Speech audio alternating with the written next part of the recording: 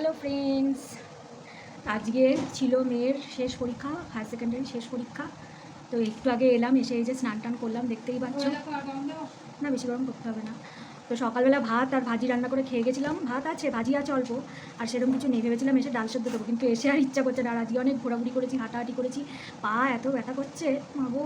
আর যেহেতু দেখা হবে না, তো ওর বন্ধুর মা, মানে সে আমারও বেশ ভালো বন্ধু, তার সাথে আজকে মানে আজ আর দেখা হবে না বলে একটু ঘোরাঘুরি করলাম। তো তোমরা রেজাল্ট দিতে যাবে না? হ্যাঁ, মানে আবার যাবো, ওই আর তো সেরকম দেখা হবে না। আমাকে আবার জিজ্ঞেস করলো রেজাল্ট, আমি বললাম হ্যাঁ আসবো, তো তখন আবার দেখা হবে। তো আসার সময় নিউমারো থেকে কয়েকটা জিনিস কিনে এনেছি, চলো তোমাদেরকে দেখাই। তো খুব খিদে পেয়ে গেছে, মেয়ে বেড়ে নিয়েছে থালায়, ওই যে ঢেলে নিয়েছে প্যাটিস। আমারও খুব খিদে পেয়েছে, তাই আর বেশি কথা না বাড়িয়ে খেতে স্টার্ট করি। সেই সকালবেলা খেয়ে গেছি আর এখন খেতে বসছি। এখন বাজে 3:10।